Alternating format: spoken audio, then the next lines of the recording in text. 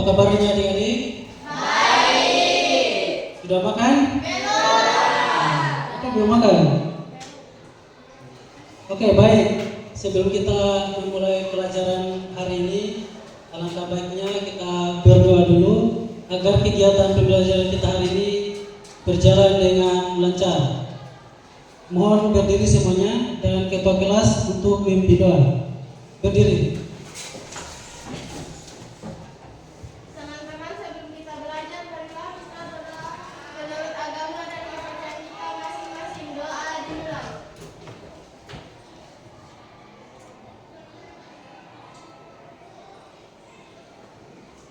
Doa selesai.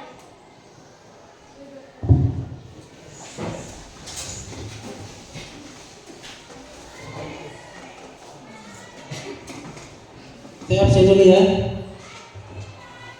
Komang Budi, Deputu Pri Priscilian, Prioni, Indrayana, LM Bilal, Amel, Fitriana, Zain Rizky, Deputu Erlina, Jenitri Astu, Wilda, Putri Salsabila, Gladys, Vanessa, Iva, Kaila, Melati, Aswan, Arini, Siti Mulia. Oke, baik. Hadir semua ya hari ini. Jadi sebelum kita memulai pelajaran, kita menyanyikan dulu lagu kebangsaan kita. Diharapkan untuk berdiri.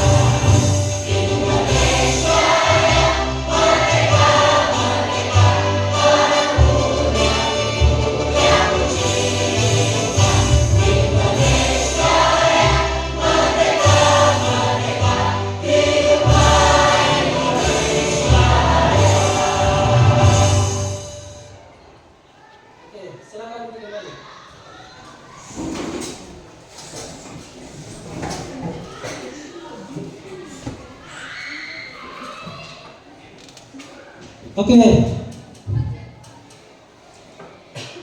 Sebelum kita memulai pelajaran, saya ingin bertanya tentang pelajaran atau materi yang kita pelajari sebelumnya. Ada yang masih ingat? Angkat tangan. Silakan di belakang, Siti Mulia, silakan. Materi kita belajar sebelumnya adalah materi tentang teks laporan hasil observasi. Oke, bagus. Ada lagi? Ya ada. Oke, silakan duduk kembali. Oke. Jadi hari ini pembelajaran kita adalah tentang teks eksposisi, ya, teks eksposisi. Jadi tujuan pembelajaran kita pada hari ini yaitu yang pertama, peserta didik itu harus mampu mengerti pengertian dari teks eksposisi, kemudian struktur dari teks eksposisi dan ciri-ciri dari teks eksposisi. Kemudian berikutnya tujuan pembelajaran selanjutnya yaitu peserta didik diharapkan mampu menemukan fakta dan opini dalam teks eksposisi. Saya mengerti? Oke. Saya lihat ini kayaknya masih loyo-loyo ini. Nah, coba diri dulu, kita breathing dulu. Ayo, siap ya? Jadi speaking, tangannya di atas. Ini tangannya. Oke. Kemudian turunkan. Oke. Tepuk 1 kali. Tepuk 2 kali. Tepuk 3 kali. Tepuk 2 kali. 3 kali. 1 kali. 2 kali. 2 kali. Oke, baik. Silakan kembali. Salah satu cara supaya kalian tidak kelihatan loyo. Jadi supaya semangat. Jadi materi kita adalah tentang teks eksposisi. Ya. Jadi ini adalah teks eksposisi. Pengertian dari teks eksposisi adalah menyajikan informasi jelas dan objektif dengan mendalam, menggunakan fakta, data, dan argumen. Kemudian tujuannya adalah untuk memberikan pemahaman yang lebih baik. Kemudian memperluas pengetahuan dan sudut pandang pembaca terkait topik yang akan dibahas. Mengerti? Oke, jadi teks eksposisi itu adalah sesuatu hal atau teks yang menyajikan informasi berdasarkan fakta dan data. Jadi bukan informasi yang berdasarkan opini. Kalau opini itu kan adalah sesuatu yang belum tentu terjadi atau sesuatu yang memungkinkan. Jadi belum tentu terjadi. Kalau eksposisi adalah teks yang memiliki fakta yang sudah benar-benar terjadi. Bisa mengerti? Oke. Selanjutnya, ya ini unsur-unsur dari teks eksposisi. Teks eksposisi memiliki gagasan seperti penilaian. Unsur-unsurnya. Pertama, penilaian. Apa yang dimaksud dengan penilaian? Maksudnya adalah pemahaman seseorang jika berbicara masalah argumen. Pemahaman seseorang tentang peristiwa atau suatu hal. Dia masuk penilaian. Misalnya dalam sebuah kejadian, kejadian ini seperti ini, jadi seperti ini. Itu masuk dalam penilaian. Kemudian ada komentar. Sama juga tadi, bersama komentar. Kemudian ada saran dari penulis. Selain itu, teks ini memang fakta yang sebenarnya seperti tadi ya. Jadi dia dengan fakta. Bisa dimengerti? Bisa. Oke. Kita lanjut. Ya, Tujuan dari teks eksposisi yaitu adalah untuk menyampaikan informasi dengan sudut pandang tertentu agar pembaca dapat memahami makna dan pengetahuan yang terkandung di dalamnya. Ya, jadi adalah untuk menyampaikan informasi dengan sudut pandang tertentu. Artinya adalah argumen dari banyak orang. Itu tujuannya. Bisa dipahami? Kemudian ciri-ciri dari teks eksposisi. Yang pertama adalah memberikan informasi atau pengetahuan. Ya, informasi atau pengetahuan. Jadi teks eksposisi itu bukan hanya informasi-informasi tentang kejadian saja, tapi juga mengambil namanya fakta-fakta pengetahuan yang ada di dalamnya. Jadi fakta-fakta tentang ilmu pengetahuan. Kemudian Yang berikutnya adalah menggunakan bahasa yang baku. Seperti apa bahasa yang baku itu? Yaitu bahasa yang sesuai dengan kaidah kebahasan, bukan bahasa hari-hari kalian. Misalnya, mari kita pergi di sana, kita mau pergi di sini. Nah, itu kan bahasa yang tidak baku. Kalau bahasa baku itu adalah mari kita pergi ke sana. Kalau bahasa hari-hari kan mari kita pergi ke sana. Itu kan bahasa yang tidak baku. Bisa dipahami? Bisa. Oke. Kita lanjut. Ya, berikutnya adalah berisi tentang sebuah kata. Jadi kita sudah jelaskan tadi ya.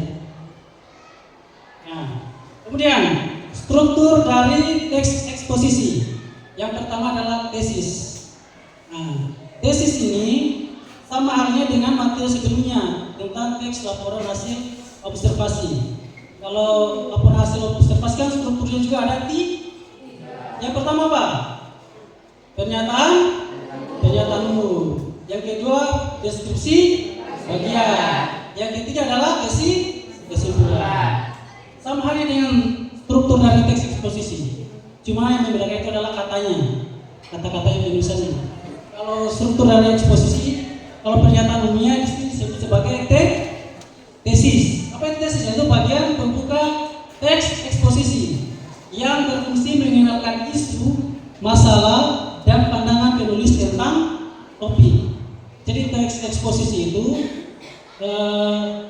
selain memuat sebuah fakta, juga memuat sebuah pandangan dari penulis. Jadi ada argumen dari seorang penulisnya. Bisa dimengerti? Ya. Kemudian yang berikutnya. Jadi ingat ya, struktur yang pertama adalah tesis. Yang berikutnya adalah rangkaian argumen. Apa itu argumen? Yaitu pendapat dari seseorang. Bagian kedua adalah teks eksposisi adalah rangkaian argumen yang berisi pendapat, informasi, fakta, dan pernyataan ahli yang mengandung tesis yang diperkenalkan sebelumnya. Jadi argumen ini adalah pernyataan yang mengenai tesis tadi. Bisa dimengerti? Jadi dia ada kaitannya dengan bagian awal tadi. Mengerti ya? Nah, oke. Kita lanjut yang berikutnya. Ya, ini struktur yang terakhir adalah penegasan ulang. Dari katanya kalimatnya saja yaitu penegasan ulang, berarti dalam artian itu sama dengan kesimpulan. Jadi penegasan ulang itu adalah salah satu bagian terakhir dari struktur teks eksposisi yang memberikan kesimpulan, kemudian saran. Di situ juga ada saran. Kalau sebelumnya kan hanya kesimpulan, tapi kalau dalam teks eksposisi di samping kesimpulan ada juga saran. Bisa dimengerti? Oke. Kemudian kita masuk pada selanjutnya, yaitu tentang kaidah kebahasan. Kata-kata teknis. Yang pertama itu adalah kata-kata teknis. Yang dimaksud kata-kata teknis adalah sering menggunakan kata-kata teknis terkait topik yang dibahas. Ini sama halnya dengan pengertian-pengertian, yaitu kalimat-kalimat definisi. Bisa dimengerti? Kemudian kaidah kebahasan yang berikutnya adalah kata-kata yang berkaitan dengan argumentasi. Teks eksposisi sering menggunakan kata-kata seperti, nah ini kata jika, dan itu argumen dari seseorang. Jika kayak ini modelnya seperti ini, maka begini. Nah itu adalah kata-kata argumen atau pendapat dari seseorang. Kemudian yang berikutnya adalah oleh karena itu. Jadi kalau misalnya kalian membaca teks eksposisi, kemudian kalian mau cari argumennya itu yang bagaimana? Ya tinggal cari saja kata-kata ini. Ada kata jika, atau menurut saya, atau menurut pandangan saya, atau menurut para ahli. Itu masuk dalam kata-kata argumen tadi atau pendapat dari seseorang tadi. Bisa dimengerti? Kemudian berikutnya, yang berikutnya adalah kata-kata yang berhubungan dengan kronologis. Teks eksposisi menggunakan kata-kata untuk hubungan kronologis, waktu, perbandingan, dan pertentangan. Ya, jadi ini ya kronologis. Apa itu kronologis? Yaitu alur dari sebuah peristiwa. Itu disebut dengan kronologis. Kan biasanya kalau orang cari bagaimana kronologinya itu, artinya adalah jalan ceritanya, alurnya.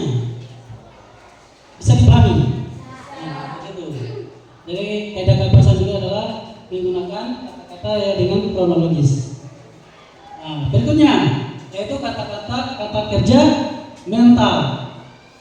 Nah, seperti ini. Paham saja ini, menyimpulkan, memperkirakan, mengasumsikan. Itu adalah kata-kata kerja mental. Bisa dipahami? Oke. Selanjutnya, fakta dan opini dalam teks eksposisi. Ya. Jadi, dalam menentukan fakta dan opini dalam teks eksposisi, kita perhatikan ini. Yang pertama adalah kalimat fakta. Kalimat fakta itu seperti ini. Yang pertama, pernyataan yang dapat dibuktikan. Itu adalah kalimat fakta. Kemudian, bebas dari pendapat pribadi. Berarti bukan dari pandangan seseorang. Dia adalah kalimat fakta. Kemudian, dapat diverifikasi. Artinya, sumber atau cerita atau informasi itu berasal dari sumber yang jelas atau dapat dipercaya. Bisa dimengerti? Kemudian opini itu adalah pernyataan subjektif. Opini adalah pernyataan yang subjektif dan dipengaruhi oleh pendapat atau bias pribadi. Nah, jadi kalau opini itu adalah pernyataan dari seseorang yang belum pasti faktanya itu benar-benar terjadi atau tidak. Itu adalah pendapat seseorang yang belum pasti kejadiannya. Itu opini. Kemudian yang berikutnya adalah opini itu tidak dapat dibuktikan. Saya dipahami? Kemudian bergantung pada pendapat pribadi. Nah, seperti tadi menurut saya, menurut saya ini seperti ini. Nah, itu kan masih belum tentu terjadi. Berarti masih mengandung kalimat opini. Bisa mengerti? Oke, kita lanjut. Oh, sudah selesai ya. Jadi itu adalah materi tentang teks eksposisi. Sampai di sini ada pertanyaan? Sudah bisa dipahami? Yang sudah bisa disimpulkan? Satu orang coba simpulkan dari materi kita hari ini. Siapa yang bisa? Ya, silakan Siti Mulia. Hari ini kita belajar tentang, menurut saya materi hari ini sempurna itu dari pengertian data posisi, ciri-cirinya, strukturnya, kebawasannya. Oke, bagus ya. Jadi materi tentang hari ini adalah tentang teks eksposisi. Bagaimana kita mempelajari pengertian dari teks eksposisi, kemudian strukturnya dan ciri-ciri dari teks eksposisi. Oke, sebelum kita lanjut pada kegiatan berikutnya, kita breaking lagi. Silakan berdiri kembali. Ini saya ini gampang sekali kayak loyo-loyo gitu. Karena ini sudah dekat pulang kayak loyo-loyo. Ayo. Tepuk 1 kali. Tepuk 2 kali. 3 kali. 2 kali. 2 kali. kali. 1 kali. 3 kali. 1 kali. Oke, silakan kembali. Oke, karena tiada lagi pertanyaan, silakan buat kelompok. Silakan buat bentuk kelompoknya. 1 kelompok maksimal 5 orang. Ayo, silakan. Silakan dikerjakan. Ya.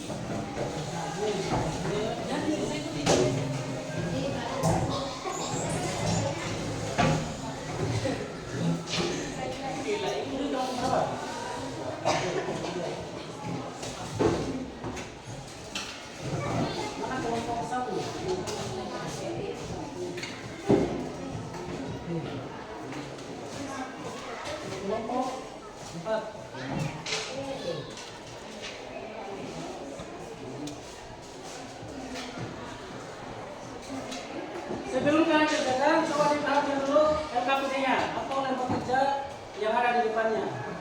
Jadi, sebelum kalian kerjakan, kalian tulis kelompok kalian kelompok berapa, kemudian ditulis sama nama-namanya. Ayo, silakan.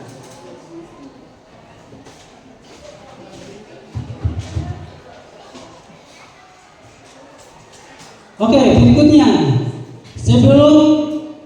Setelah ditulis nama kelompoknya, kemudian nama-nama kelompoknya, itu kalian baca pertanyaan yang ada di LKPD-nya. Pertanyaannya itu berkaitan dengan teks yang ada di situ. Jadi kalian baca dulu teksnya, kemudian kalian jawab pertanyaan dari LKPD yang ada di depan kalian. Bisa mengerti? Oke, silakan dikerjakan.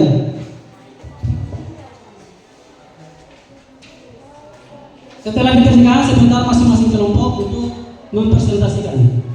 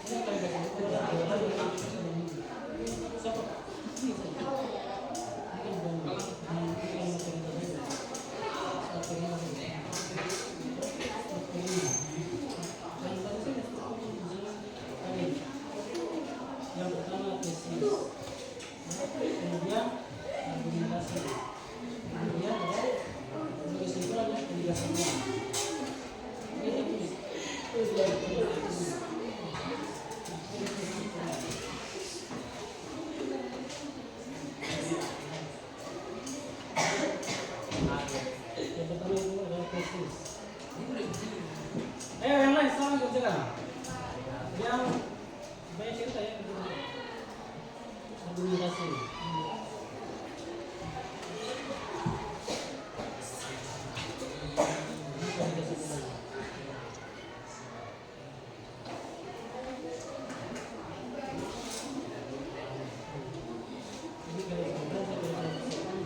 Kami akan mempresentasikan hasil diskusi.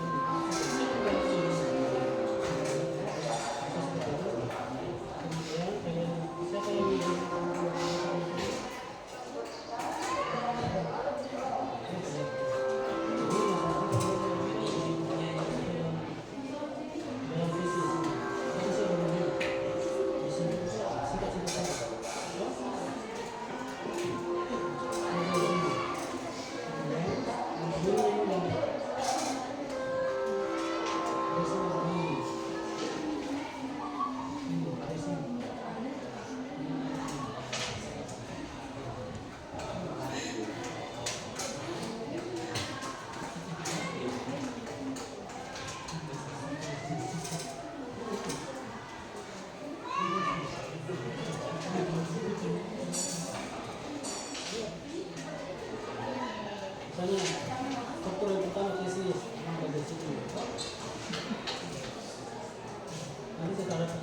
siapa yang presentasi, ini keseluruhan untuk lain yang tidak kami. Nanti kalau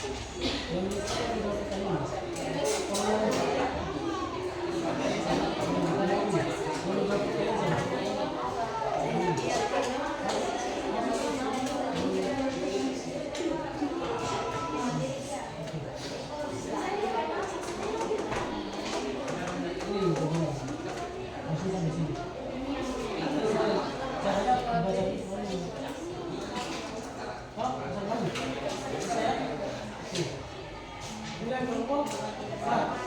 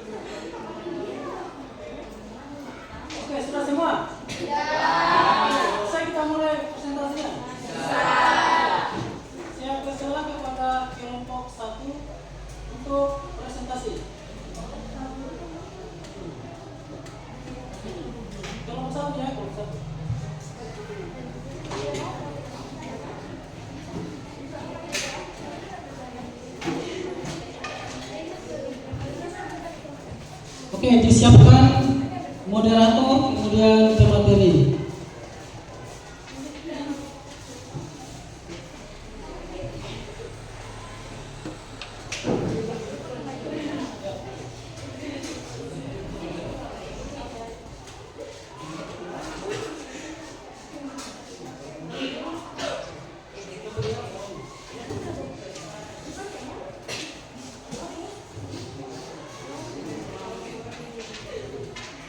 Teman-teman semua, Assalamualaikum warahmatullahi wabarakatuh.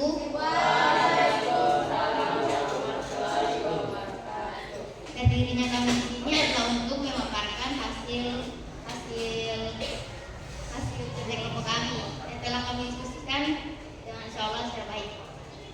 Perkenalkan, nama saya Siti Bunda Jaya dari kelompok 1. Saya merupakan moderator dalam kelompok ini. Untuk materi selanjutnya akan dibawakan oleh teman saya dan nama hari ini Octavia Ningsi sebagai pemateri. Saya persilakan. Materi yang kami bahas adalah mengenai kesadaran masyarakat Indonesia akan kebersihan masih rendah. Kami menentukan kalimat fakta dan opini dari teks ini. Contohnya adalah satu dari fakta. Jawabannya adalah dari data riset Kementerian Kesehatan di Bali hanya 20% dari total masyarakat Indonesia peduli terhadap kebersihan dan kesehatan. Dua, ini berarti dari 262 di Indonesia hanya sekitar 50 juta orang yang memiliki kepedulian terhadap kebersihan lingkungan sekitar dan dampaknya terhadap kesehatan. Fakta kedua yaitu menurut laporan Riskesdas hanya 59,8 rumah tangga yang memiliki akses terhadap fasilitas. Fakta ketiga yaitu menurut laporan Riskesdas diare bahkan merupakan penyebab 30% kematian anak berusia 1 bulan hingga 1 tahun. Sedangkan rata-rata prevalensi penyakit ISTA Indonesia mencapai angka 25% dengan angka tertinggi 41,7% dari Provinsi Nusa Tenggara Timur. Beberapa opini yang kami temukan adalah antara lain: 1. Mayoritas masyarakat Indonesia ternyata tidak peduli akan kebersihan. 2. Hal itu berdampak pada lingkungan dan juga kesehatan.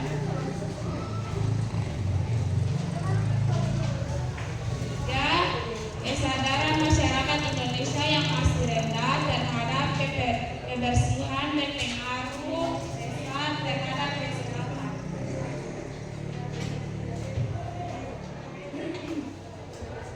Sekian materi yang telah kami diskusikan tadi. Ada yang ingin bertanya? Silakan. Pertanyaannya adalah,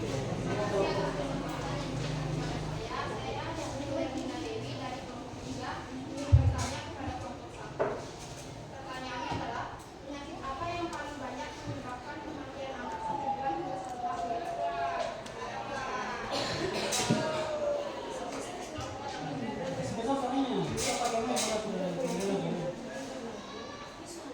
Kenalkan, nama saya Melati dari kelompok 1. Saya ingin menjawab pertanyaan dari kelompok 3. Pertanyaannya adalah, penyakit apa yang paling banyak menyebabkan kematian anak 1 bulan hingga 1 tahun?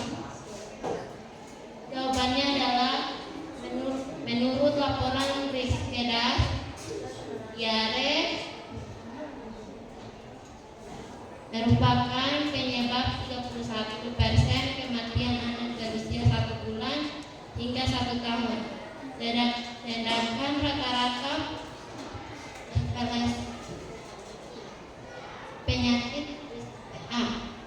di Indonesia mencapai angka 25% dengan angka tertinggi 41,7% dari Provinsi Nusa Tenggara Timur. Sekian jawaban kami, Mas dari kami. Ada yang mengajukan pertanyaan lain? Kalau gitu saya tutup dengan mengucapkan wabillahi taufiq wal hidayah. Assalamualaikum warahmatullahi wabarakatuh.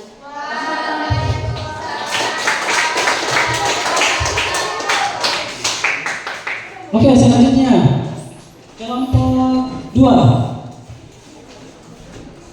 Tentukan siapa moderator pemateri.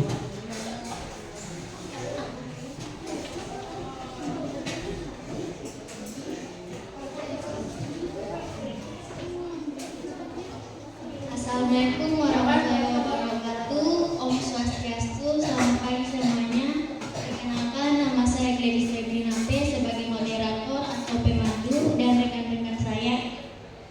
Saya atas nama Eva Aprilia. Saya atas nama Vanessa Ayatul Harwin. Saya atas nama Putri Salsabila.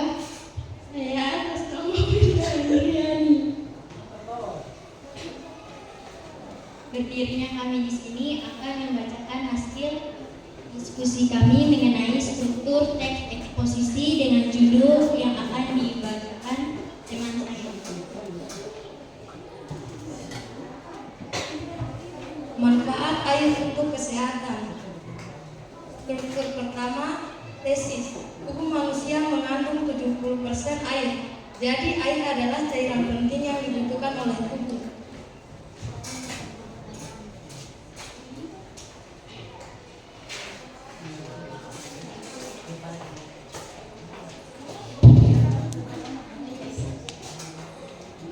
Struktur yang kedua adalah argumentasi. Minum air hingga 8 gelas sehari sangat disarankan. Memenuhi kebutuhan cairan dalam tubuh kita, itu juga bisa mencegah kulit kering. Air adalah hal utama yang dibutuhkan oleh tubuh untuk memuaskan cairan tubuh manusia. Dengan menjaga cairan tubuh terpenuhi, kita terhindar dari penyakit dan dapat memberikan energi pada otot dan sendi kita. Dan dengan minum air, sumsum tulang belakang dan sistem tubuh kita akan terlindungi.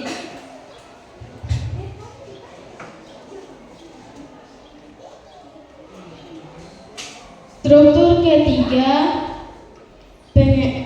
penegasan ulang dapat disimpulkan bahwa air memiliki banyak manfaat bagi tubuh kita dan juga menjaga kesehatan tubuh untuk menghindari berbagai penyakit yang menyerang.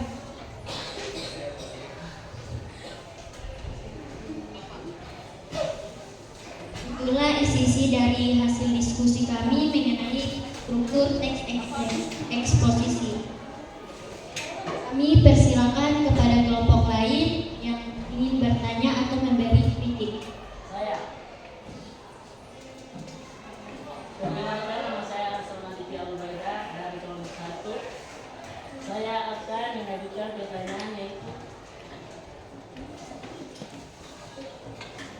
berapa persen cairan yang ada di dalam tubuh manusia? Jawabannya adalah tubuh manusia mengandung 70% air. Jadi air adalah cairan penting yang dibutuhkan oleh tubuh. Apakah jawaban kami bisa diterima? Salah. Sekian presentasi dari kami. Mohon maaf jika ada salah kata. Kami tutup dengan wassalamualaikum warahmatullahi wabarakatuh. Om Santi Santi Santi Om.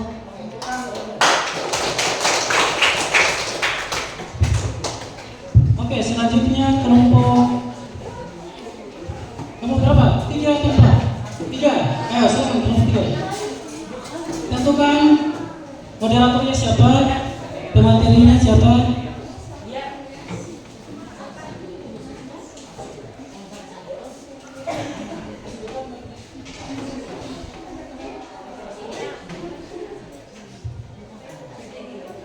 Oke, yang lain perhatikan. Kami dari kelompok 3 akan mempresentasi. Assalamualaikum warahmatullahi wabarakatuh.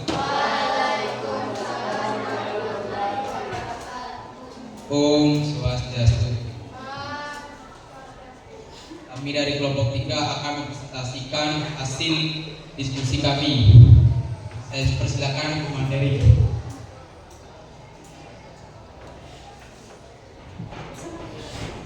Satu, tesis. Tubuh manusia mengandung 70% air. Jadi air adalah cairan penting yang dibutuhkan oleh tubuh. Cairan akan hilang karena keringat, pernapasan, dan oksirasi.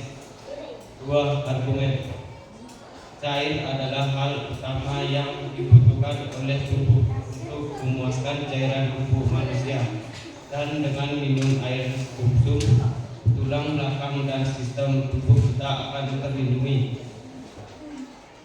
Air juga menawarkan manfaat bagi kulit kita karena dapat menjaga kelembapan dan membuat kita dingin. Air juga bisa mengontrol asupan kalori yang kita konsumsi sehingga porsi makan kita tidak berlebihan. Kesimpulan ulang bahwa air memiliki banyak manfaat bagi tubuh dan menjaga kesehatan tubuh. Saya persilakan bagi kelompok lain untuk bertanya. Saya silakan. Saya dari kelompok 4 akan memberikan pertanyaan kepada kelompok 3. Apa manfaat air bagi kulit kita?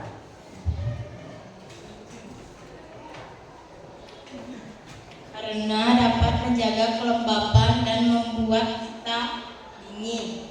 Dan air juga bisa mengontrol asupan kalori yang kita konsumsi sehingga porsi makanan kita tidak berlebihan. Apakah bisa diterima? Saya akhiri dengan wassalamualaikum warahmatullahi wabarakatuh.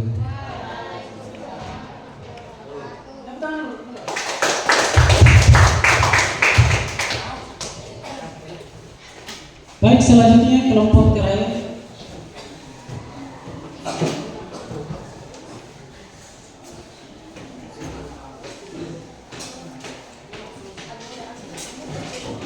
Siapkan moderator, kemudian pematerinya.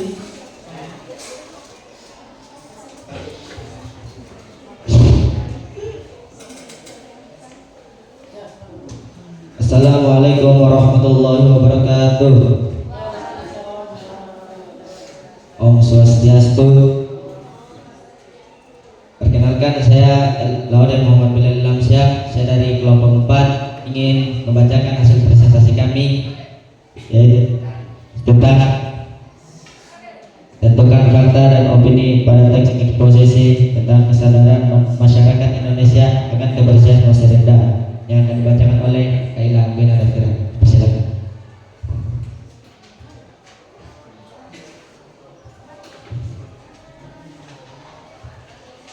Fakta yang kami dapat dari hasil diskusi adalah dari data riset Kementerian Kesehatan diketahui hanya 20% dari total masyarakat Indonesia peduli terhadap kebersihan dan kesehatan. Kedua, menurut laporan Riskesdas hanya 59,8 rumah tangga yang memiliki akses terhadap fasilitas sanitasnya yang memadai. Yang ketiga, menurut laporan Riskesdas, diare merupakan penyebab 31% kematian anak berusia 1 bulan hingga 1 tahun. Dan opini yang kami dapat dari hasil diskusi, kesadaran masyarakat Indonesia yang masih rendah terhadap kebersihan berpengaruh besar terhadap kesehatan. Yang kedua, untuk meningkatkan kesadaran masyarakat mengenai pentingnya kebersihan, menurut Purnawan perlu diperhatikan faktor-faktor yang mempengaruhi higienitas masyarakat. Yang ketiga, air yang digunakan masyarakat masih belum sesuai dengan standar kesehatan. Saya persilakan kepada kelompok lain untuk bertanya. Silakan.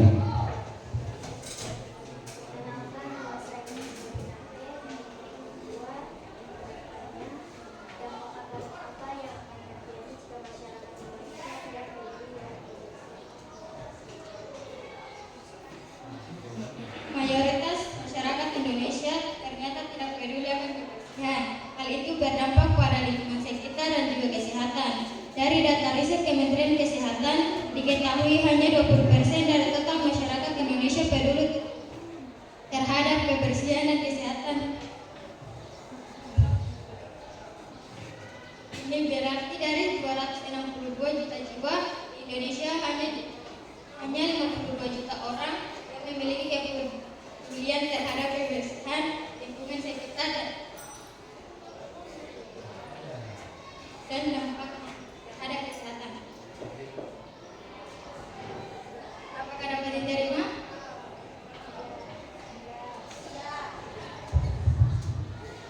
Oke, saya akhiri dengan ucapan Assalamualaikum warahmatullahi wabarakatuh. Om Swastiastu.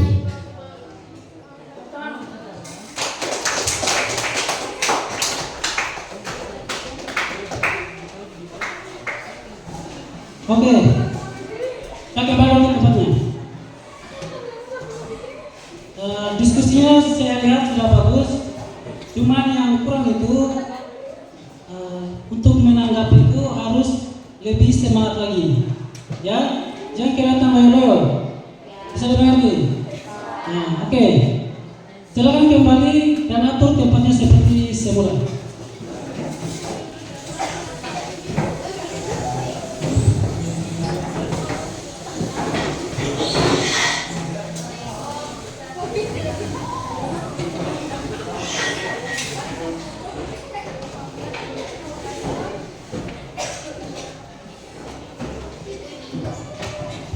Oke, untuk lembar kerja kelompoknya silakan dikumpul ke depan. Masing-masing kelompok kembalikan ke depan.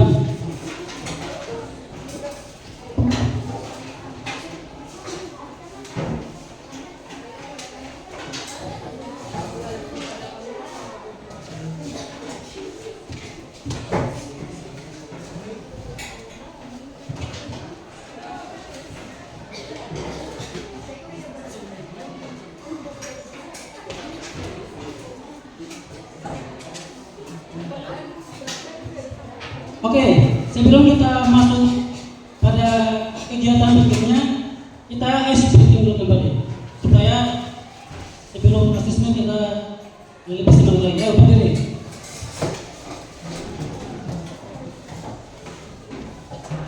Oke, siap? Tepuk 3. Tepuk 3. Tepuk 2. Tepuk 2. Tepuk 1. Tepuk 3. Tepuk 2. Tepuk 1, 2, 3. Oke, masih kurang fokus. Oke, silakan dulu kembali.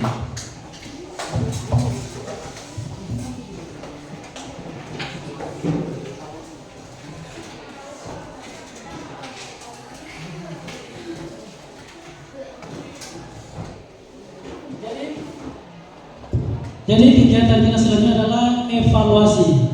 Jadi apa yang kalian pelajari hari ini, semoga kalian sudah bisa memahami dan kita adakan evaluasi. Silakan naikkan PowerPoint satu persatu.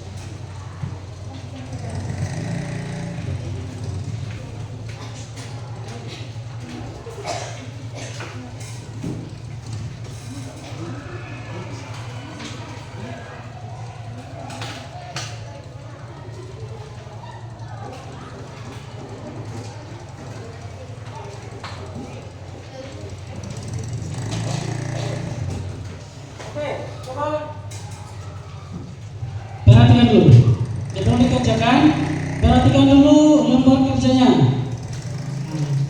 Di situ ada nama, kemudian kelas dan mata pelajaran.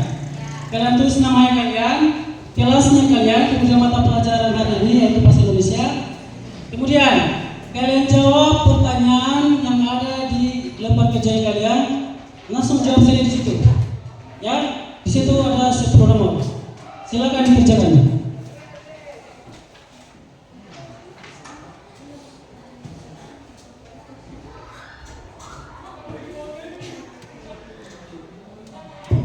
Tidak boleh yang kerja sama ya, kerja masing-masing.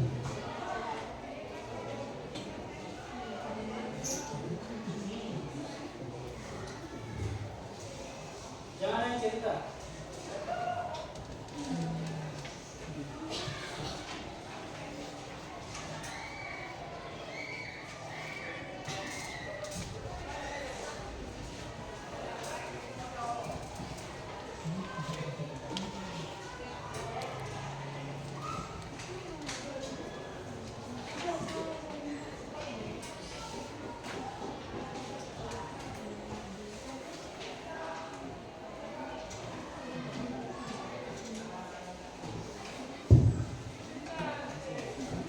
Saya beri waktu 20 menit untuk mengerjakan evaluasi ini. Itu soalnya kalian baca, kemudian dipahami. Jangan hanya asal checklist, dipahami.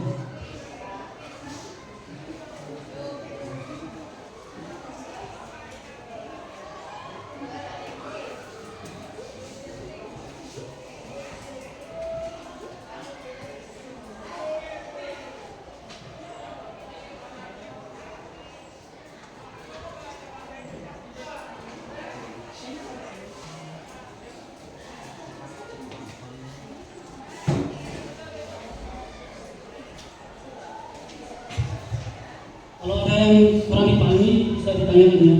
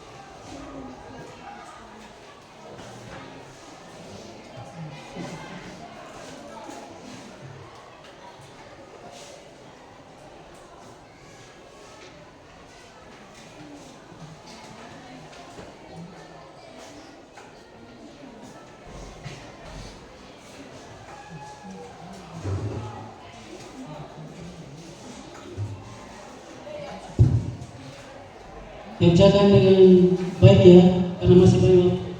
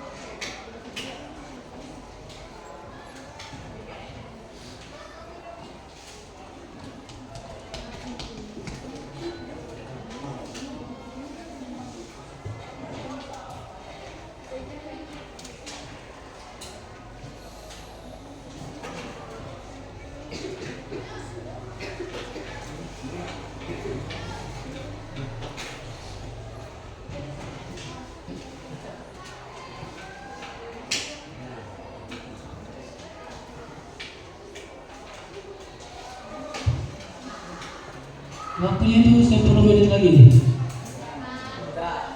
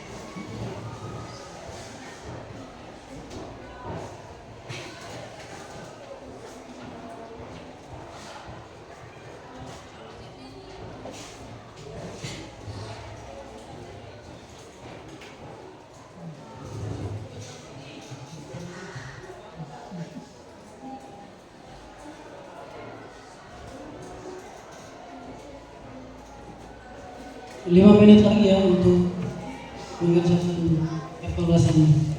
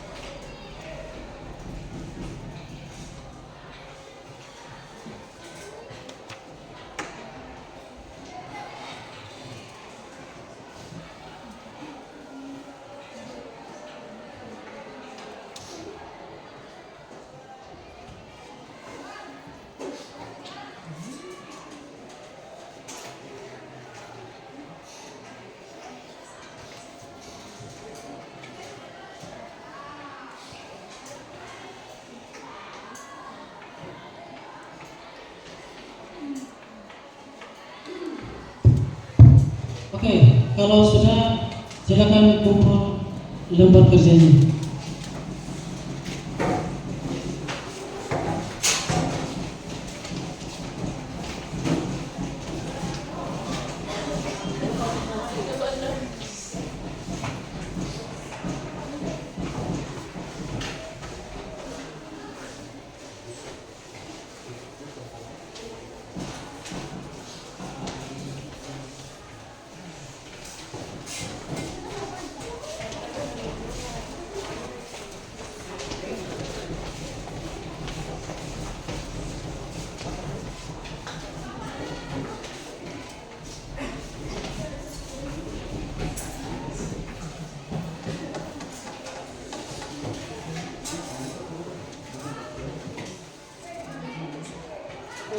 Oke, coba perhatikan ya. Ini pembelajaran hari ini. Saya lihat dari kerja tugasnya ini sudah bagus ya. Kemudian saya akan menyimpulkan pembelajaran hari ini.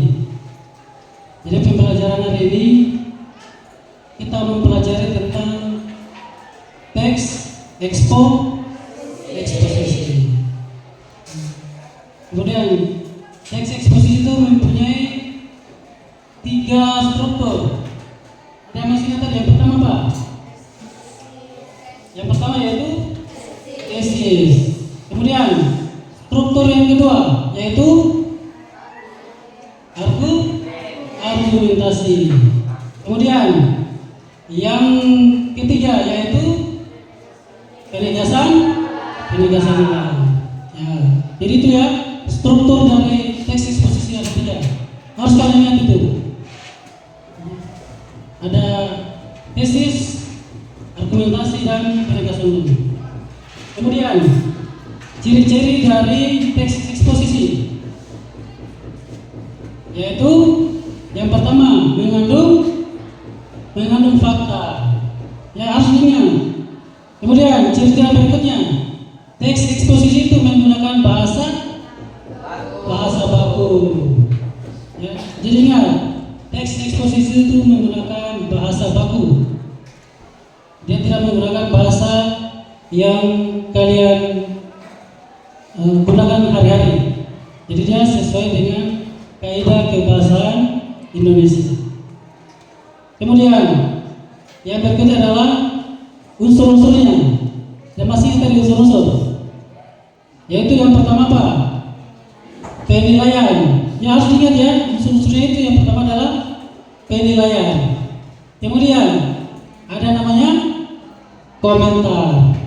Ya. Kemudian yang terakhir, yang berikutnya yaitu saran dari penulis.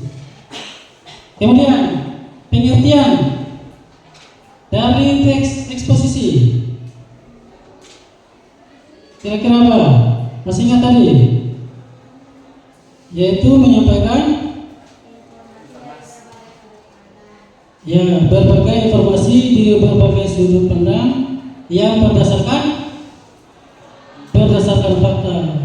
Jadi harus kalian ingat, harus mengerti itu. Kemudian berikutnya, mudah-mudahan pembelajaran hari ini bisa diterima dengan baik. Kemudian kalian bisa memahami, kemudian kalian bisa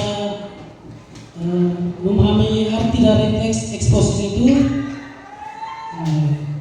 Berikutnya yaitu saya memberikan apresiasi kepada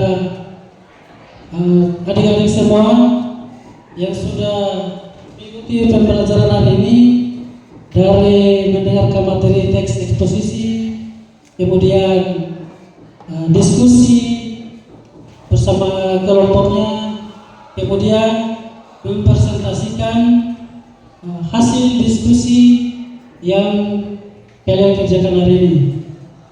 Semoga apa yang kalian pelajari hari ini bisa dipahami dengan baik dan bisa dimengerti dengan baik.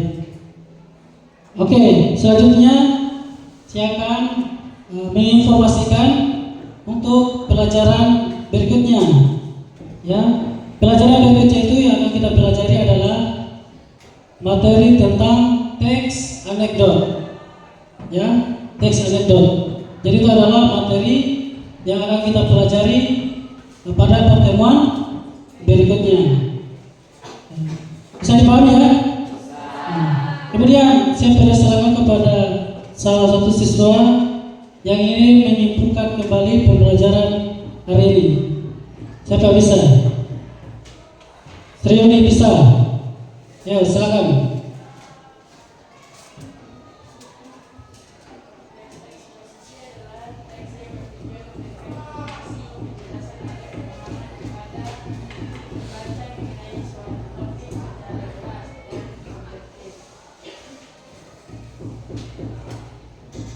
Oke, cukup saja. Oke, terima kasih.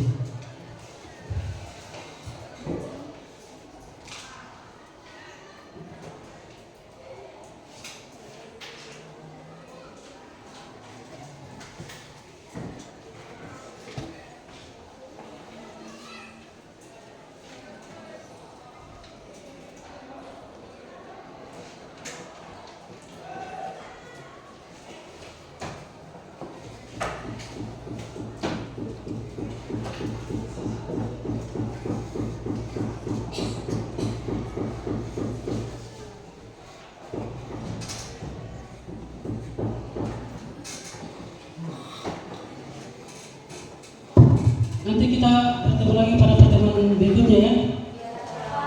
Oke, sebelum kita akhiri pembelajaran hari ini, mohon untuk ketua kelas kita berdoa sebelum kita meninggalkan kelas ini. Saya persilakan kepada ketua kelas.